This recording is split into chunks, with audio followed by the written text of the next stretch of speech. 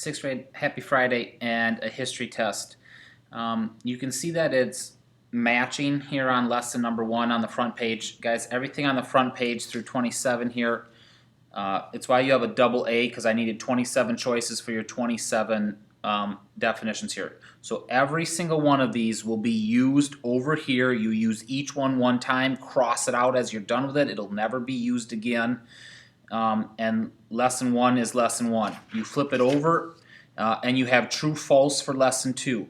Remember, with true false, if you think it's a trick question or you want to put down the reasons you think it is what it is and give a little statement afterwards, feel free to give a little statement afterwards if you think that'll help. You certainly don't need to. I hope it's straightforward, as it's either a true or a false question, but you know how that works with true false.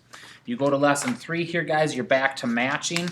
Anything with matching is just like the front side.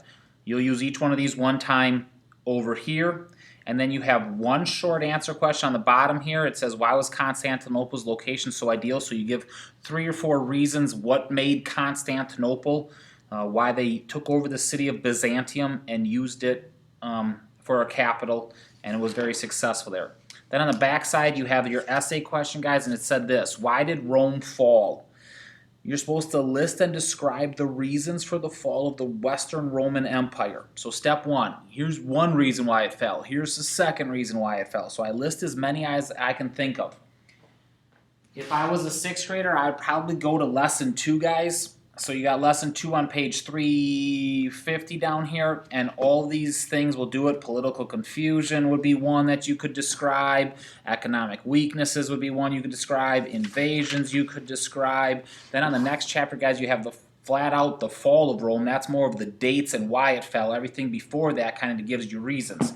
But the other thing you could look at, guys, is on page 355 here, they kind of break it down on some reasons. Now remember, you're focusing on the Western Roman Empire, not the Eastern. The Eastern lasts way longer. It doesn't follow the same things with that.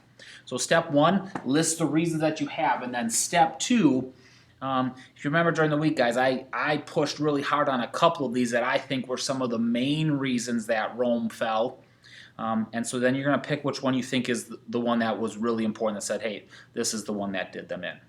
You got 5 answers, 5 extra credit if you want it.